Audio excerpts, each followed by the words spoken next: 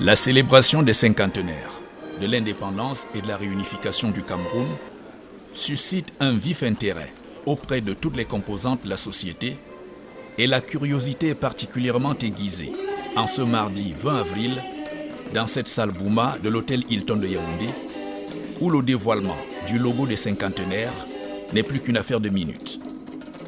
Pour entretenir le suspense, des artistes du cru, à l'instar de Zoéla et son jeu de mvette, égrènent les repères de notre histoire, de l'arrivée des premiers colons à la lutte pour l'indépendance et la réunification. C'est dans cette belle ambiance que Madame Amatou Toumouna, présidente de la commission spectacle et manifestations culturelles du Comité national, souligne le caractère rigoureux et objectif de la sélection qui a vu depuis février dernier 241 dossiers passés au crible des sessions successives du jury. Le suspense est à son comble quand le président du Comité national d'organisation des cinquantenaires, de l'indépendance et de la réunification procède au dévoilement du logo officiel. Une merveilleuse œuvre artistique retenue par le président de la République, Paul Biya, précise Martin Belinga Eboutou. Il s'agit d'une image qui épouse la forme du globe terrestre. Au milieu du globe, il y a la carte du Cameroun. À la base de l'image, en quelque sorte, à sa fondation, il y a les armoiries nationales. Le logo nous montre un Cameroun porté par des mains que l'on devine expertes, car elles ont su maintenir notre unité.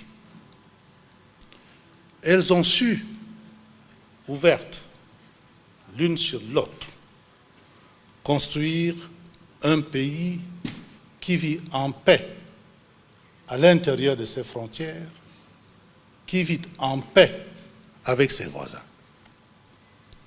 Paix symbolisée par une colombe.